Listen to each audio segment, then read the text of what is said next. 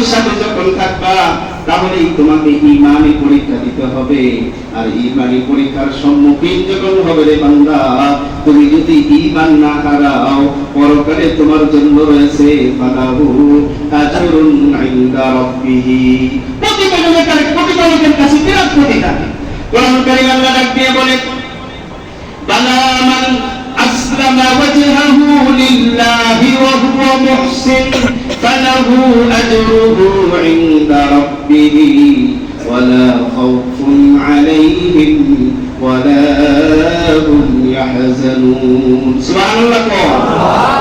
আল্লাহ ডাক দিয়ে বলেন, অবশ্যই বালা মান আসলামা ওয়াজহাহু লিল্লাহ, এই পৃথিবীতে যারা ইসলাম কবুল করে, ঈমান আনে, ঈমানের পথে থাকে, ঈমানের কথা বলে এবং আল্লাহর জন্যই সবকিছু করে, মানুষকে ভালোবাসে তো আল্লাহর জন্য বাসে, মানুষ থেকে বিচ্ছিন্ন হয় তো আল্লাহর জন্য বিচ্ছিন্ন হয়, দুনিয়ার যত কাজ করে নিয়ত হলো মালিককে রাজি এবং খুশি করা, তাদের জন্য দুইটা পুরস্কার। কন্যা কয়টা পুরস্কার? কে বলছেন? আল্লাহ। বালা মান আসলামা ওয়াজহাহু লিল্লাহ ওয়া হুয়া মুহসিন, ওই লোকটা হলো মুহসিন।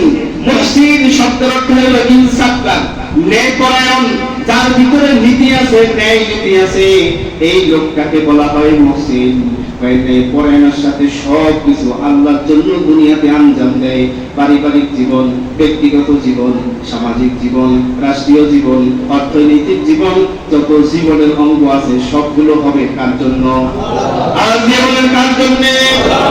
আর জীবনের কার জন্য? আমার জীবন কার জন্য? আমার মরণ কার জন্য? আমার হায়াত কার জন্য? কোরআন কারীম বলে, কুল ইন্না সালাতি ওয়া নুসুকি ওয়া মাহইয়ায়া ওয়া মামাতি লিল্লাহি রাব্বিল আলামিন। আল্লাহু আকবার বলেন। আল্লাহ শিখাই দিচ্ছেন নবী হে, আপনার উম্মতদেরকে জানাই দেন, কুল ইন্না সালাতি ওয়া নুসুকি ওয়া মাহইয়ায়া ওয়া মামাতি লিল্লাহি রাব্বিল আলামিন। আমার জীবন, আমার মরণ, আমার নামাজ, আমার কুরবানি, আমার জীবনের এ টু জেড সমস্ত নেক আমল আওয়াজ দিয়ে বলেন তো হবে কার সন্তুষ্টির জন্য?